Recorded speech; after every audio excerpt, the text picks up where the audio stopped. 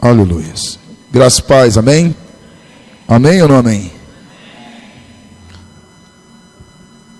Como o pastor já mencionou aqui, eu me chamo Flávio, eu estou pastoreando os jovens ali na Igreja Batista do Rancho Novo, debaixo da cobertura do pastor Jaziel, e desde já eu trago um abraço do meu pastor para essa igreja, ao pastor Cláudio, aos jovens dessa igreja. Que Deus seja louvado pela vida de vocês, que Deus possa honrar vocês a cada dia, em nome de Jesus. Trago também ali a minha esposa e meu filho Jorge Lucas, minha esposa que preferiu ficar lá atrás porque está com a perna imobilizada, e nos acompanham nessa noite. Amém?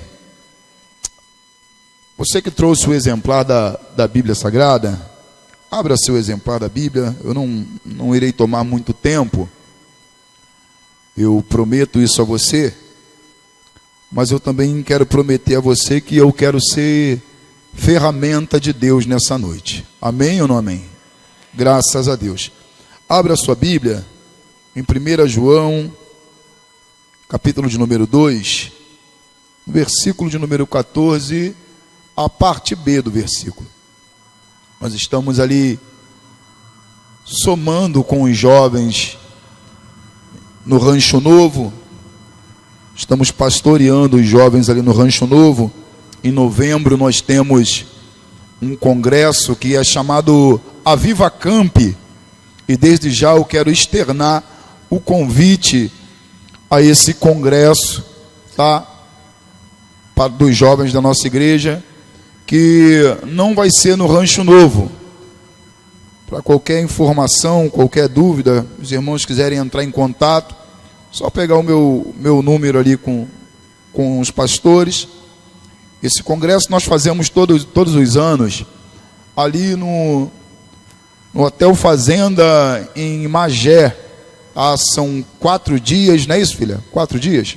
São 4 dias de congresso, muita ministração, muita palavra de Deus, muita oração. Então, quem gosta de palavra, quem gosta de oração, quem gosta de ter intimidade com Deus, está sendo convidado nesse momento a estar conosco. Amém? Você que abriu, diga graças a Deus. Aleluias. 1 João, capítulo de número 2, versículo de número 14, somente a parte B do versículo, que vai dizer assim: eu vos escrevi, jovens, porque sois fortes, e a palavra de Deus está em vós, e já venceste o maligno. Não iremos estar orando, tome o seu assento. O pastor Cláudio já fez uma oração que nos foi válida. Amém? Também temos um projeto, coordenamos um projeto ali em nossa igreja, projeto evangelístico com os adolescentes, com os jovens, tanto da nossa igreja quanto da comunidade, que é um projeto totalmente voltado para a área evangelística, que é um projeto de capoeira, um projeto de jiu-jitsu, tá? E futebol. Como eu não sei jogar futebol, nós temos um abençoado lá que é o Rafael, que trabalha com essa área do futebol. Mas a parte de luta,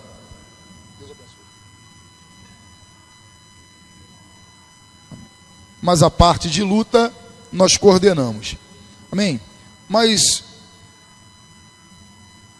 notícias à parte, vamos à mensagem de Deus.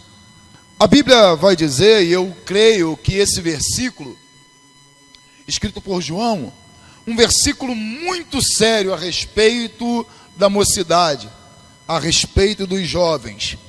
Versículo que vai me chamar muita atenção, porque se nós formos passear pela Bíblia, nós encontramos diversos exemplos de jovens fortes pelo Espírito Santo, fortificados pela palavra de Deus, fortalecidos pela graça do nosso Senhor Jesus Cristo.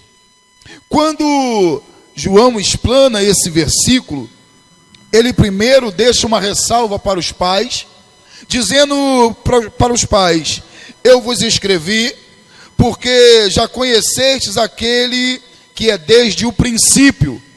Ele está trazendo uma mensagem para os pais, dizendo: vocês conhecem e por isso existe uma recomendação em que vocês precisam apresentar esse que é desde o princípio para os vossos filhos. E para os jovens ele deixa uma mensagem como uma responsabilidade. Ele está dizendo: jovens, eu vos escrevi porque vocês são fortes. Ele não encontra jovens fracos, ele não encontra jovens que estão em cima do muro, que ainda não sabem o que quer, que ainda estão indecisos. É bem verdade que a Bíblia vai nos ensinar a respeito de 3 jovens no livro de Daniel, capítulo de número 3, no seu versículo de número 16, 17 e 18, que vai falar a respeito de Sadraque, Mesaque e Abednego. Diz a palavra do Senhor que quando Nabucodonosor ele constrói uma estátua, e a ordem de Nabucodonosor é que todo o povo, toda a comunidade viesse adorar aquela estátua. E diz a palavra que ele faz um decreto dizendo que aquele que não adorasse seria lançado dentro da fornalha de fogo ardente. Diz a palavra do Senhor que por essa notícia chegar a Sadraque, Mesaque e Abednego, e os 3 terem uma conduta e um caráter verdadeiro diante de Deus, e não serem jovens oscilantes, não serem jovens fracos na presença do Senhor, eles mesmos levantam um decreto entre eles dizendo: nós que somos crentes, nós que temos um caráter elevado, nós não vamos nos dobrar e nos prostrar a essa imagem. A Bíblia vai nos ensinar que quando, aleluia, os levitas começam a tocar os seus instrumentos, Sadraque, Mesaque e Abednego estão no meio da multidão, mas o mais interessante é que esses 3 jovens, eles não se prostram diante da imagem de Nabucodonosor. O que eu entendo com isso é que por muitas das vezes nós somos convidados a adorar, aleluia, outros deuses, nós somos convidados a adorar até mesmo pessoas, e quando nós somos fortes na presença do Senhor, quando nós entendemos isso aqui que João deixou como legado para mim e para você, nós escolhemos não adorar, não nos prostrarmos, nós escolhemos permanecer firme, porque Deus nos fez forte. Isso não foi uma ideia da cabeça de João, que achou em um dia de sol, os pássaros cantando, e ele resolveu escrever: olha, vocês são fortes. Não. João estava sendo inspirado pelo próprio Espírito de Deus a deixar esse memorial, esse memorando para nós que somos jovens. E quando eu falo jovem, eu estou dizendo de 150 anos para baixo. Eles estão em meio à multidão e de repente tocam as trombetas, os pífaros, os tambores, e eles resolvem não se dobrar. Olha, nós somos crente, e crente só tem uma palavra. Crente não anda oscilante, a nossa palavra é sim ou não. Vai se prostrar ou não? Não, não vamos nos prostrar, então vamos permanecer firme. Mas de repente, um enviado do inferno entende que eles não se dobram e correm aos ouvidos de Nabucodonosor e trazem o chamado fofoca. Olha, tem 3 jovens aí que você trouxe para cá e eles não querem se prostrar. E o Senhor lançou um decreto dizendo que quem não se dobrasse seria lançado dentro da fornalha de fogo ardente. Mas quem são esses 3 jovens? Um é Sadraque, outro Mesaque, outro Abednego. Eles não vão se dobrar? Não, chama os 3. A palavra diz que os 3 se apresentam diante de Nabucodonosor e eles começam com um discurso bem simples, mas muito firme, porque eles são fortes. Eles começam dizendo: ei, rei Nabucodonosor, fique sabendo que nós não temos nada para te dizer, mas já que o Senhor insiste, Nós não vamos nos dobrar e não vamos nos prostrar diante de ti, nem diante de imagem alguma. E quer saber mais de uma coisa? O nosso Deus, a quem nós servimos constantemente, Ele vai nos livrar. E mesmo se Ele não nos livrar, nós não deixaremos de adorá-lo para servir a imagem alguma. O que esses três jovens estão deixando bem claro para Nabucodonosor? Primeiro, eles começam dizendo: nós não temos nada a dizer a ti. Porque às vezes nós perdemos muito tempo falando para quem não quer entender nada. Às vezes nós perdemos muito tempo discutindo por coisa que não vai chegar a lugar nenhum, quando Deus está dizendo: você é forte, você não precisa disso. Segunda coisa que eles deixaram bem clara para Nabucodonosor foi: nós não somos oscilantes, nós servimos ao nosso Deus constantemente. Quer ser forte? Sirva a Deus constantemente. Quer ser forte na presença de Deus? Tenha um caráter firme na presença dEle. Quer ser forte na presença de Deus? Não ande como uma folha seca que o vento joga para onde ele quer. Não, saiba quem é você na presença de Deus. Diga para a pessoa que está do seu lado: eu sei quem eu sou. Eu sei quem eu sou na presença de Deus. Eu sei quem Deus levantou em meio à multidão para fazer servo e fazer arauto dele. Você também sabe, você conhece. E uma coisa que eles deixam bem claro para o rei Nabucodonosor: olha, mesmo que Deus não nos dê livramento, nós sabemos a quem nós adoramos. Nós podemos até morrer dentro da fornalha, mas não iremos te servir, porque se Deus nos livrar, Ele é Deus. Mas se Ele não nos livrar, Ele vai continuar sendo Deus. E isso é o que importa na minha e na sua vida. Se Deus te der livramento, e deixa eu te falar uma coisa: ser forte na presença de Deus, ter um caráter firme na presença de Deus, não quer dizer que Deus vai te dar livramento de tudo. Não, pastor, não. Mas por quê? Porque às vezes é preciso você entrar dentro da fornalha para Deus aperfeiçoar a obra que Ele tem na sua vida. Às vezes é preciso você estar dentro da fornalha para você glorificar o nome do Senhor e para Ele ser glorificado diante de toda dificuldade na minha e na sua vida. Você crê nisso? Amém ou não amém? O interessante é que João está dizendo: eu escrevi para vocês porque vocês são fortes e porque vocês têm uma outra qualidade, vocês são vencedores. Vencedores, pastor? É, porque a Bíblia está dizendo: já venceram o maligno. A capacidade está com vocês. O domínio que está com Deus permeia sobre a vida de vocês. Vocês não têm o porquê regredir, não têm o porquê buscar em outros lugares, porque a Bíblia nos dá respaldo para dizer que se existe um modo de um jovem ser forte na presença de Deus, é através da sua palavra. Salmo de número 119, verso de número 9: como purificará o jovem o seu caminho?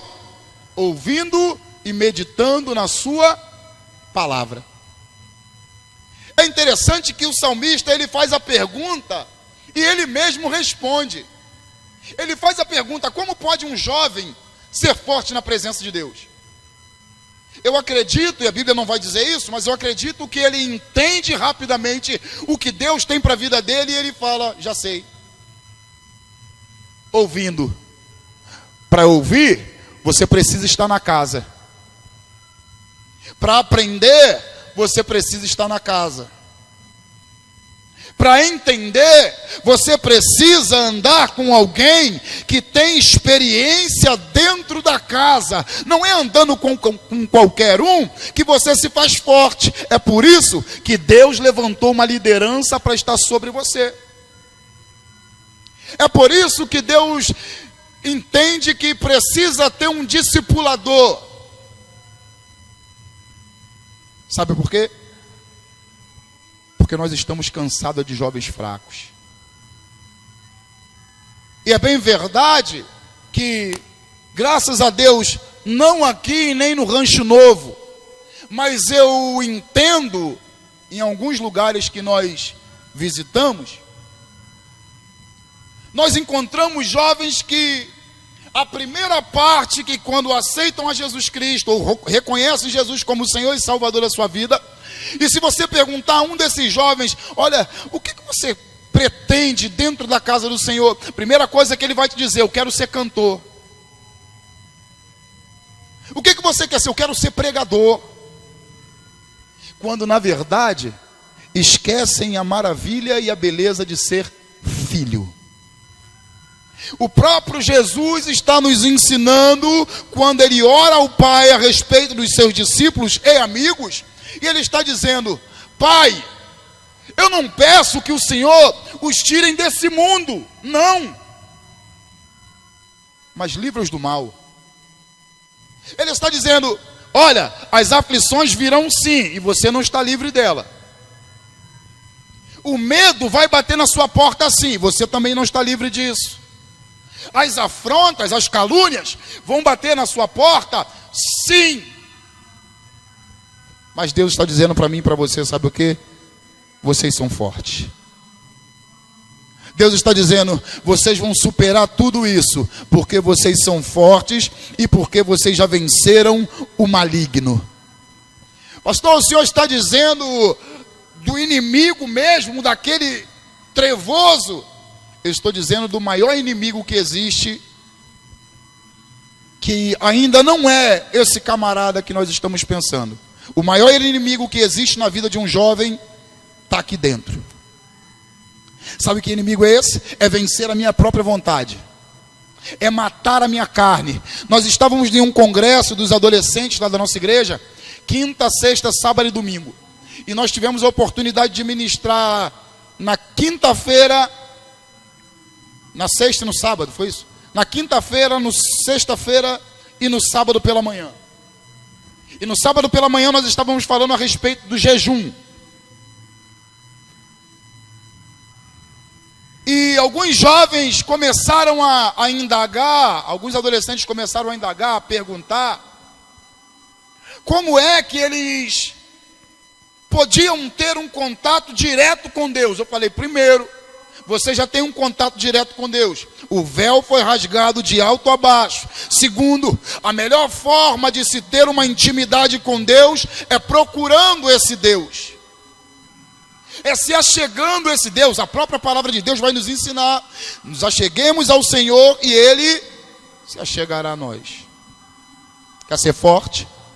Quer estar forte constantemente na casa do Senhor? Permaneçam dentro da casa. Permaneçam buscando aquele que declarou que você é forte. Porque às vezes a poeira do mundo, os manjares que são apresentados só porque você é forte. Porque o inimigo, ele não está nem aí, querido, para quem é fraco. Quem é fraco tropeça e cai toda hora. A estratégia do inimigo é atacar quem é forte. Sim, pastor? Sim. Sabe por que Deus tem te preservado? Sabe por que Deus tem você como a menina dos olhos dele? Porque ele entende que você é forte. Capítulo de número 1 de Daniel, versículo de número 1 e 2, a Bíblia vai nos ensinar que em meio a um campo de batalha, Nabucodonosor, ele sai com a sua tropa e vai até Judá. E nesse tempo ele sitia ou cerca o reino de Judá.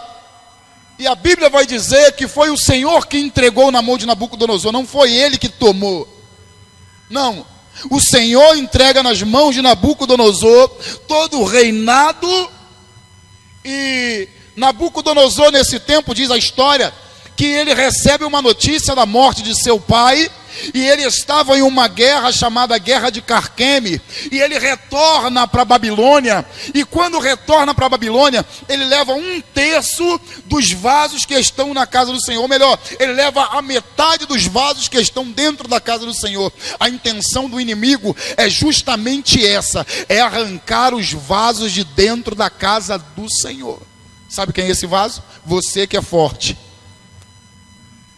Sabe quem é esse vaso? Você que qualquer gotinha do poder de Deus enche a tua vida. Sabe quem é esse vaso? Você que quando sente o agir do Espírito Santo, você não sabe se conter, você chora, você sorri, você não entende a expressão que sai de dentro de você e pula para fora. Sabe por que isso tudo? Porque Deus te vê como um jovem forte. Mas Nabucodonosor consegue levar a metade dos vasos que estão na casa do Senhor. Mas pastor, Deus não podia dar livramento? Deixa eu te contar um segredo. Entre esses jovens, havia um jovem chamado Daniel. Entre esses jovens, tinha um jovem que era totalmente diferenciado. E a Bíblia vai dizer que, no seu versículo de número 8, do capítulo de número 1, que esse jovem, ele entende que tudo que estava acontecendo ali, nada daquilo importava para ele. Que tudo que estava acontecendo ali era totalmente diferente dos ensinamentos que ele teve dentro da casa. Agora Daniel, ele entende que o melhor para a vida dele, o melhor para a conduta dele como cristão, é não aceitar na sua vida os manjares do rei. Por quê? Porque tudo aquilo que estava sendo oferecido, tudo aquilo que era entregue aos jovens para se alimentar, eram alimentos oferecidos a deuses pagãos. E Nabucodonosor sabia que Daniel era um jovem que era forte. Agora ele entende que nada daquilo serve para ele e diz: eu não vou assentar no meu coração. E quantas das vezes as pessoas fazem piadinhas com o nome de Jesus na escola, na faculdade, no trabalho, e muitos de nós estamos no meio achando engraçado isso. Sabe por quê? Porque não somos fortes. Quantas das vezes as pessoas pegam a sua fé e debocham, criticam, julgam, e você ainda dá risadinha? Não, isso é assim mesmo. Quantas das vezes as pessoas estão falando de pessoas que estão no nosso meio: olha, o pastor rouba, o pastor é isso, o irmão saiu com a irmã. E nós ainda ajudamos. Sabe por que isso? Sabe por que acontece isso? Porque não entendemos que nós somos fortes.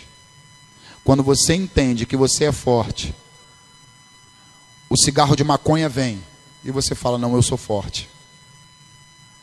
A prostituição bate na porta toda hora e você diz: eu sou forte. O vício bate na porta toda hora. O tráfico bate na porta toda hora. E aí, esse é o momento de você dizer: não, eu sou forte. Ser forte, querido, não é ter um corpo escultural. Ser forte não é ser aquele camarada que tem o abdômen de tanquinho, não. Isso é só mais um corpo. Ser forte é quando você casado, você casada, tem a oportunidade de errar, e você lembra do seu casamento, lembra que Deus consagrou o seu casamento, e aí você diz: eu não vou falhar com meu Deus, eu não posso falhar com a minha esposa, porque eu sou forte. Deus está dizendo para você: você é forte. Vencer o maligno é vencer primeiramente o meu homem carnal. Vencer o maligno é vencer o meu homem natural. E eu estava falando isso hoje, pela tarde, com um amigo meu, que ele dizia: pastor, às vezes dá vontade de parar, é tanta coisa que acontece que às vezes dá vontade de entregar a credencial. Eu falei: então entrega. Mas pastor, eu estou te ligando para o senhor me ajudar. Eu falei: eu estou te ajudando. Entrega. Mas se eu entregar, eu vou sair. Então sai. Sabe por quê? Quem sente vontade de sair é porque nunca esteve. Quem começa a choramingar, dizendo: se não for dessa maneira, eu vou entregar tudo. Se não fizer do jeito que eu quero, eu vou sair fora. É porque nunca esteve dentro. Quem pensa em desistir na metade do caminho, é porque chegou até a metade sendo empurrado, sendo obrigado. E aí, eu entendo que não existe força, não existe gozo, não existe alegria. E Deus está dizendo, sabe o que para mim e para você? Vocês não são fracos. Vocês não são fracos. Vocês são fortes.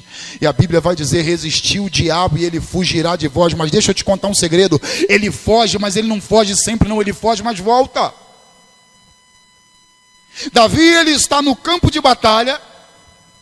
E eu gosto muito desse texto, que vai dizer que Davi, ele sai à peleja após acabar com Golias.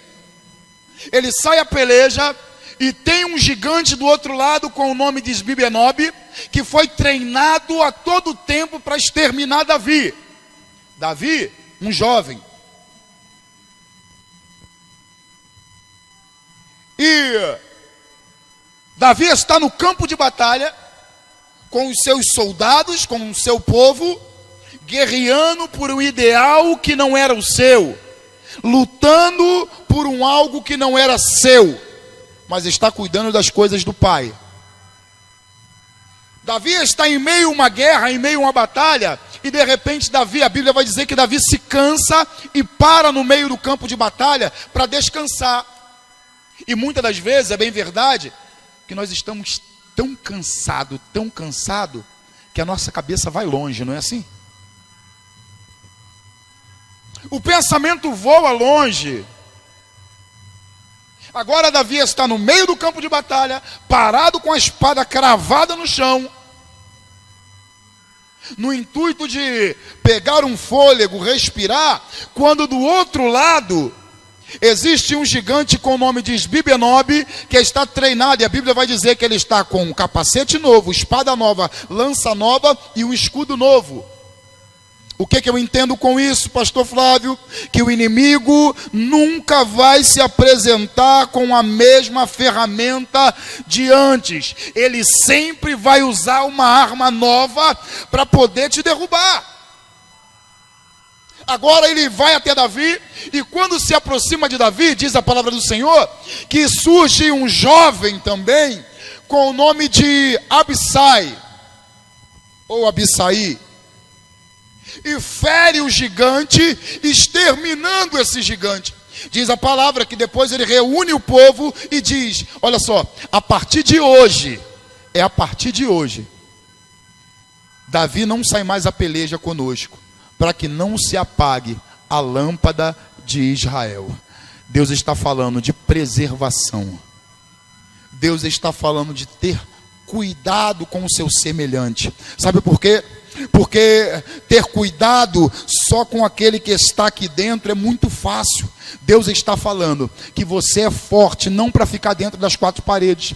Deus está falando que te fez forte, que é porque Ele tem um projeto com você lá do lado de fora. O seu lugar de ser forte é de frente com um profano, não com um santo.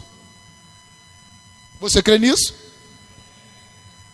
O seu lugar de ser forte é ser com aquele que diz para você assim: O meu santo não bate com o dele.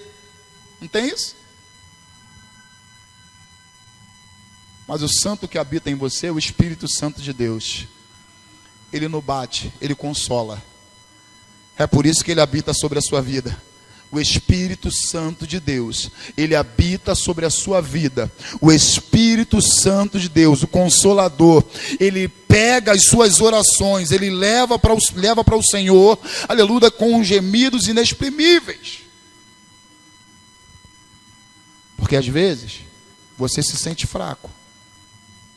Porque às vezes você sente mesmo vontade de parar. E isso é da natureza humana. Deus, ele não quer gerar super-homens em nosso meio. O intuito de Deus nunca foi gerar homens de ferro em nosso meio. Não. A contentação de Deus foi gerar homens que sentem alegrias, jovens que se alegram, jovens que choram, jovens que desanimam, mas que a todo tempo tem a convicção, e o que vai te fazer caminhar é a convicção de fé. O que vai te fazer permanecer de pé e permanecer firme na presença de Deus é a sua convicção de fé, que diz que você é forte, que diz que você não pode parar, que diz que você não é qualquer um, não. Porque em meio à multidão, em meio à tempestade, em meio à turbulência, eu encontro um ainda jovem, com os seus 30 e alguma coisa de idade, sendo dirigido ao deserto, e a Bíblia vai dizer que ele fica no anonimato até os seus 30 anos, mas ao completar os 30 anos, ele aparece em Nazaré, ele aparece em um lugar onde nada prospera, onde nada dá certo, e Nazaré era tão pequenininho, que não levantava ninguém, não levantava ministro de louvor, não levantava pregador, não levantava prefeito, vereador, não levantava ninguém. De tão pequeno que era Nazaré. Mas aí, agora, Jesus aparece dentro de Nazaré para se cumprir a palavra profética lá do livro de Isaías. E a Bíblia vai dizer que com o tempo Jesus é dirigido ao deserto pelo Espírito de Deus, para ser tentado pelo diabo. Jesus ainda era jovem. Pastor, Jesus era jovem? Jesus era um jovem. E paz-me dizer que Jesus era um jovem que sofria as mesmas emoções que nós sofremos hoje. Jesus aparece no deserto, e a palavra vai dizer que a todo tempo Satanás está tentando Jesus, e ele começa dizendo: tu não é o filho de Deus? Em outras palavras, tu não é crente? Transforma essas pedras em pães. E Jesus combate a tentação do inimigo com a palavra. Nem só de pão viverá o homem, mas de toda palavra que sai da boca do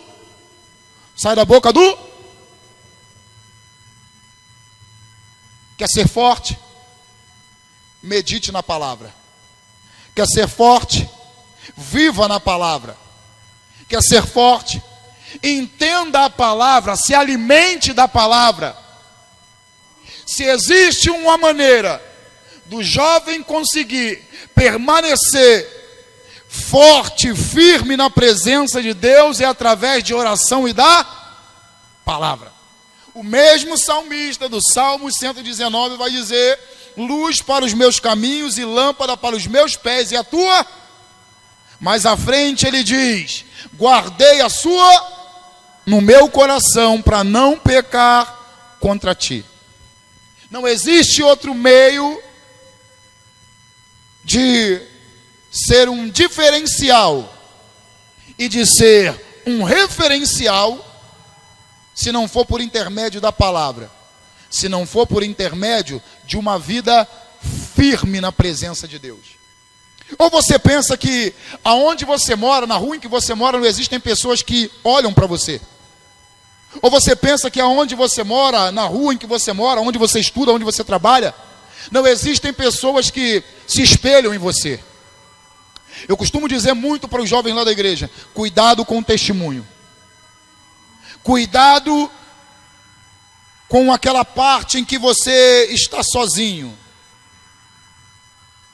Existe um ditado que diz que quando estamos sozinhos, mostramos a nossa verdadeira identidade, não é assim? Quando você está sozinho, quem tem sido você na presença de Deus? Quando ninguém está te vendo, como é que tem sido a sua conduta diante de Deus? Quando nós estamos sozinhos, como tem sido o nosso comportamento? Jovem, eu vos escrevi, porque vocês são fortes e já venceram o maligno. É isso que ele está dizendo. Vocês só foram chamados porque vocês são fortes. Vocês só foram recrutados porque Deus encontrou em vocês jovens fortes, pessoas fortes, pessoas com um caráter que não é como uma bananeira, mas é como uma palmeira. Já viu como funciona a bananeira no vendaval? Ela quebra, querido. Ela quebra, e o pior de tudo, ela quebra na raiz, que é para não levantar mais. Uma vez, eu já estou terminando, eu estava em um congresso em Mutum, no Espírito Santo, e um pastor, muito amigo meu, pastor Francisco Bandeira, da Assembleia de Deus, em Parque Juriti, ele me levou para conhecer o cemitério da cidade. É até engraçado. Tanto lugar para conhecer, e o pastor te levar para conhecer o cemitério. E quando nós estávamos passeando dentro do cemitério, ele me mostrou uma parte do lado direito do cemitério, que era só mato. E ele falou: pastor Flávio, olha para lá, o que o senhor está vendo ali? Falei: mato. E ele começou a rir falando: pastor, eu não estou brincando, estou falando sério, olha para lá, o que você está vendo ali? Falei: estou vendo mato. Pastor, presta bem atenção nesses matos. O que o senhor vê de diferente nesses matos? E aí eu entendi que era algo sério. Eu falei: pastor, eu vejo que são matos, mas que alguns estão deitados e outros estão de pé. E um dia, uma noite antes, havia dado um vendaval, uma tempestade lá, estava tudo molhado. E aí ele falou assim, ele deu um sorrisinho de canto de boca, e eu entendo isso como deboche, e ele falou assim: vamos nos aproximar desses matos. E aí pegou assim na mão e falou: olha a diferença desse mato para esse mato. Falei: pastor, olha só, pela última vez eu vou falar para o senhor que são apenas matos. Uns estão deitados, outros estão de pé. Aí ele falou: não, senhor. Se você prestar atenção, eles são parecidos, mas não são iguais. Um é o joio e o outro é o trigo. A única diferença que você está vendo, que uns estão deitados, outros estão de pé, é que o joio, por causa da tempestade, por causa da chuva, ele se deitou e não conseguiu mais levantar porque ele quebrou. Mas o trigo não. O trigo, depois que passou a tempestade, depois que passou o vendaval, ele se colocou de pé novamente. Sabe por quê? Porque ele não quebra tão fácil. Sabe o que Deus está falando comigo nessa noite? Eu lembrei dessa história, não sei porquê, mas o que Deus está ministrando sobre a minha vida, sobre o meu coração, é que você não é joio. Deus está dizendo para mim que você é trigo. Pode vir a tempestade, pode vir o vendaval sobre a sua vida, sobre a sua casa, mas você não vai quebrar, porque você é forte, porque você é trigo. A diferença do trigo é que o trigo, ele se multiplica por si mesmo. Acho que você não entendeu. A diferença do trigo é que o trigo se multiplica por si mesmo. Sabe por quê? Porque ele é forte, porque ele não quebra. Deus está falando, quer multiplicar? Começa a ser você, começa a usar a identidade que Deus te deu diante da sociedade. Deus está dizendo, quer multiplicar, quer crescer, aleluia, quer ser um referencial e um diferencial aonde você mora. Não estou falando dentro de igreja, porque dentro da igreja é muito fácil, todo mundo é santo, mas quer ser um diferencial e um referencial onde você mora? Começa a usar a identidade que Deus te deu. Sadraque, Mesaque e Abednego, eles não trocaram a identidade, mas eles permaneceram com a conduta que Deus havia dado sobre eles, que Deus havia dado para eles. Amém? Amém? Você é forte? Diga, eu sou forte. Diga, eu sou forte, porque foi Deus quem me capacitou. Se coloque de pé, eu quero orar pela sua vida.